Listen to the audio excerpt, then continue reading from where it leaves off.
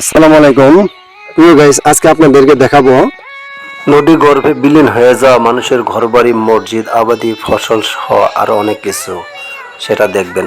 এই যে দেখেন ভারী কলকি ভাড়া, এখানে নদী ভাঙনের কি অবস্থা দেখতেই পাচ্ছেন। এই যে নদীর পার একের পর এক ভেঙে যাচ্ছে, এই আবাদি ফসলি জমি সবকিছু নদী গর্ভে বিলীন হয়ে যাচ্ছে। তো আমরা যে এখানে আসতেছি অনেক কষ্টে আসতেছি। এই যে দেখেন এখানে ফাটল, এই যে ফাটলের যে কি অবস্থা, এই যে দেখেন হয়ে গেছে, এটা এখানে যে কোনো সময় পড়ে যেতে পারে। আমাদের কি নিরাপত্তা আছে? এই এই যে পড়ে গেছে এখানে, আমরা ভিডিও করতে আসি, এখানে একটা কাঁচা পড়ে গেল।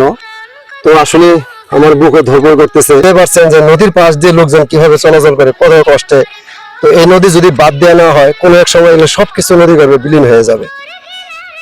তো আমরা এই থেকে যেন পরিত্রাণ পাই, এই জন্য সরকারের কাছে আমাদের জোর দাবি। ভিডিওটি বেশি বেশি শেয়ার করবেন যেন সরকারের সুনজরে আসে। এবং চিরস্থায়ী নদীর শাসন ব্যবস্থা করলে জনগণ পরিত্রাণ পাবে এবং জনগণ একটু স্বস্তিতে থাকতে পারবে, এটাই